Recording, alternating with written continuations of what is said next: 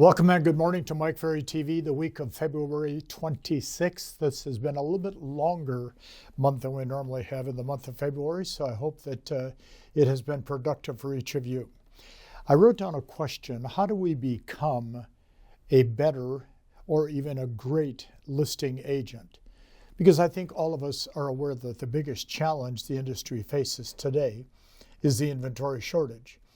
That problem has taken place or been in place since COVID took place a few years ago. And it's interesting when you look at the reasons why that shortage is in play and has remained in play. You start looking at the numbers. And of course, I'm not a numbers person, but I respect the fact that in our business, if we don't understand the numbers, and there's some pretty basic numbers to understand, it makes the business very difficult. So I wrote down some thoughts on what we should think about, what we should be executing on and doing to become a better listing agent. So I wrote down the first thought is this: in the U.S. today, there's someplace around 1.5, 1.6 million real estate licensed agents, according to the National Association of Realtors. And we have a big group, and I'm not sure of the total number in Canada, because the truth is we're probably all the same. Well, of the 1.5 to 1.6 million agents in the U.S., 50% plus did not do a deal in 2023. And that is not uncommon in the local boards of realtors, in the state associations, both in U.S. provinces or Canadian provinces and U.S. states. 50% did not do a deal. And it appears that 10% of the 50% that did a deal really dominated the market. So a very small percentage of the 1.6 million are what we call strong listing agents.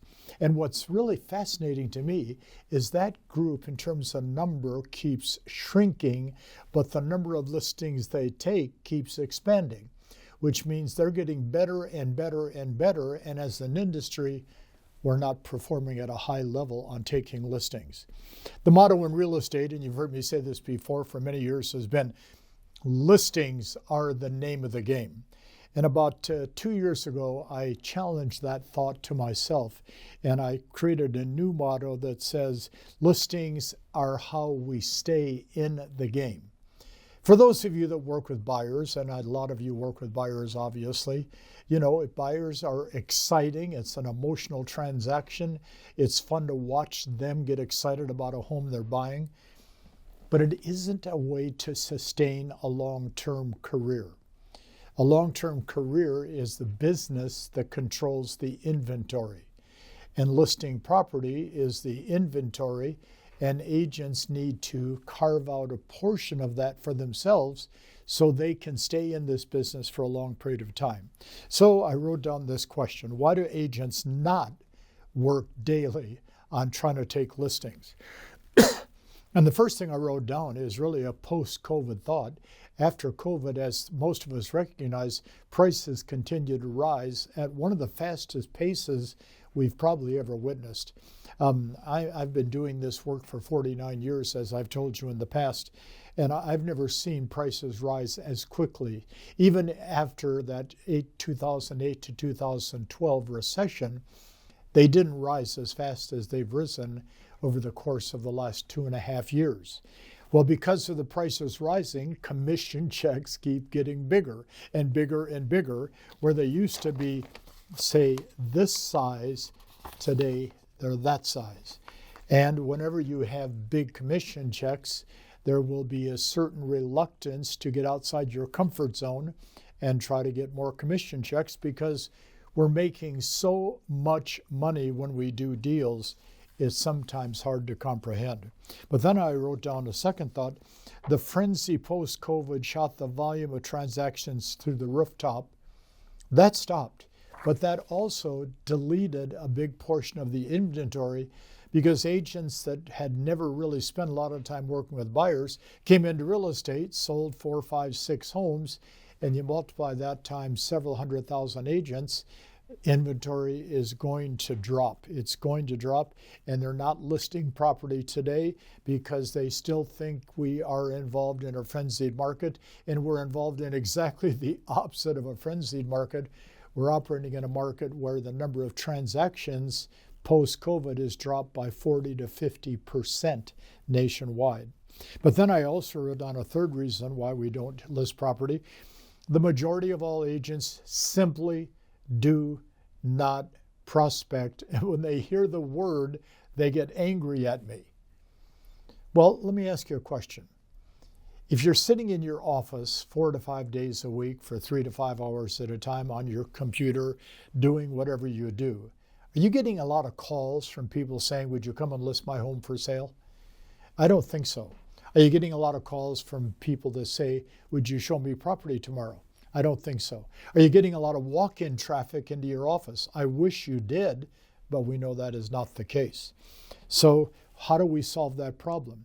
We have to learn to converse with people on a regular basis. But Mike, I'm shy. I'm not used to talking to people. I don't have any sales experience. Well, those kind of stories have been told for years and years, and we know that prospecting is a learned skill.